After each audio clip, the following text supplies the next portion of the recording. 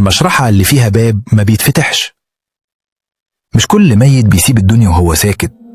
وفي مشرحة منسية في مستشفى حكومي كان في باب محدش يعرف هو بيودي على فين، بس يوم ما الباب اتفتح كانت آخر مرة حد دخله ما خرجش.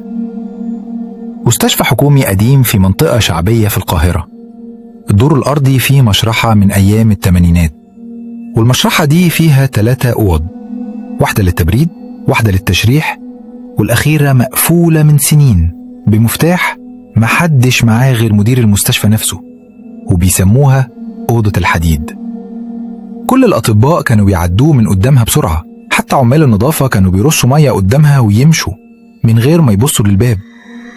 يوم 29 نوفمبر 2024 جت حالة وفاة مش طبيعية. شاب ميت فجأة بعد ما صرخ في الشارع وقال: باللي في الدور الأرضي أنا ما فتحتش الباب، هو اللي فتح لوحده. جثته اتنقلت للمشرحة، وكان يوم جمعة مفيش دكاترة، بس في 3 موظفين بس هم اللي استلموا الجثة. بعد ساعة انقطع التيار الكهربائي، واشتغلت كاميرات المراقبة على البطارية الاحتياطية، واللي اتسجل مرعب لدرجة ان الأمن رفض يعلنوا للنيابة.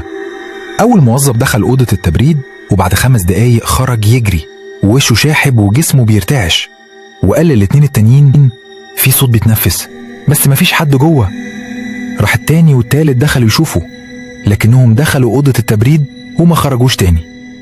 والكاميرا شافت باب أوضة الحديد القديم اللي محدش معاه مفتاحه اتفتح لوحده وببطء، ومن جواه خرج ظل بني آدم ماشي على رجليه، بس رجليه ما بتلمسش الأرض. والجو كله اتغين جوه المشرحة. اتعمل تحقيق رسمي، لكن التقرير اتكتب فيه: اختفاء موظفين لأسباب غير معروفة لا أثر لهما.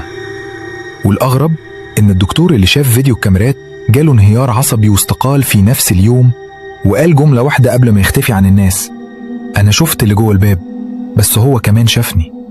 الباب اتقفل تاني والمفتاح ضاع، و3 دكاترة رفضوا يكملوا شغلهم في المستشفى بعد اللي حصل. بس كل يوم جمعة الساعة 3 الفجر بيسمعوا صوت حديد بيتفتح، وساعة واحدة بس بيتسجلت حركة غريبة عند الباب رغم ان الكاميرا بتفصل تلقائيا. واحد من عمال المشرحة ساب ورقة قبل ما يسيب الشغل فيها جملة واحدة: الباب ده ما فيهوش حاجة جوه، الباب نفسه هو الحاجة.